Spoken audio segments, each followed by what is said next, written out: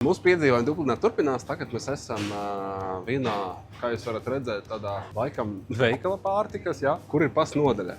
Jo, kā jūs dzirdējat, security mums teica, pofik, ka jūs esat Dublinā, ja, meta komunicē tikai pa pastu. Ok, mēs turpināsim mūsu stratēģiju un tagad esot Dublinā, iesim pasta nodaļā un nodosim dokumentus un mēģināsim attiecīgi dabūt kaut kādu feedback. Protams, ja nedabūsim, kā es jau teicu, 15 dienu laikā meta saņems tiesas paziņojumu par lietas ierosināšanu.